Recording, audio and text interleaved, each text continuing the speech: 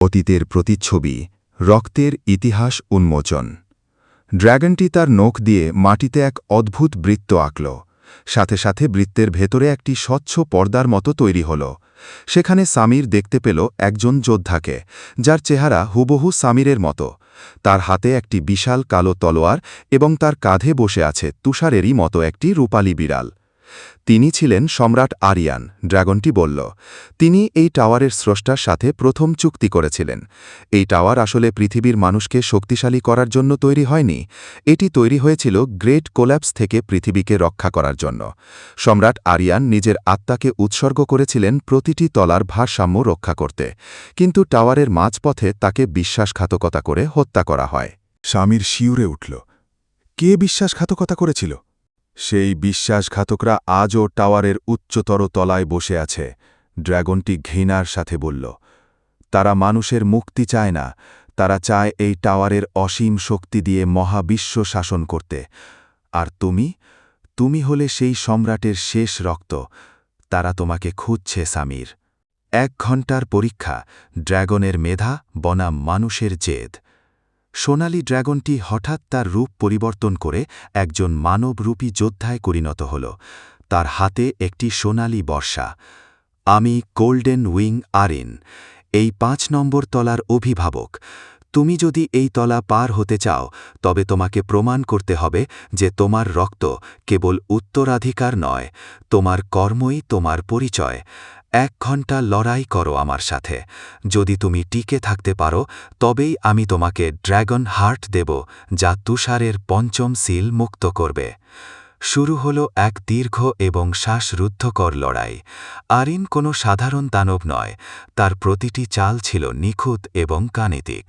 স্বামীর তার shadow manipulation আর elemental harmony ব্যবহার করেও তাকে ছুঁতে পারছিল না। মায়া তার বাঁশি দিয়ে আরিনকে বিভ্রান্ত করার চেষ্টা করল, কিন্তু আরিন এক তুড়িতেই সেই সুরকে স্তব্ধ করে দিল। ঈশান তার ড্র্যাগনকে নিয়ে আক্রমণের চেষ্টা করল, কিন্তু আরিনের সোনালি আভার সামনে তারা ছিটকে পড়ল। স্বামীর বুঝতে পারল শুধু শক্তিতে সে জিতবে না। সে তার তলোয়ারটি মাটিতে পুঁতে দিয়ে চোখ বন্ধ করল। সে অনুভব করার চেষ্টা করল এই দ্বীপের স্পন্দন। তুষার স্বামীরের মনের কথা বুঝতে পেরে তার সাথে একীভূত হয়ে গেল। স্বামীরের শরীর থেকে রূপালী এবং কালো রঙের এক বিশাল ঘূর্ণিঝড় তৈরি হল। সে তার সমস্ত মানা বা জীবনী শক্তি এক বিন্দুতে জমা করল। আমি সম্রাটের উত্তরসূরি হিসেবে নয়, আমি স্বামীর হিসেবে লড়াই করছি।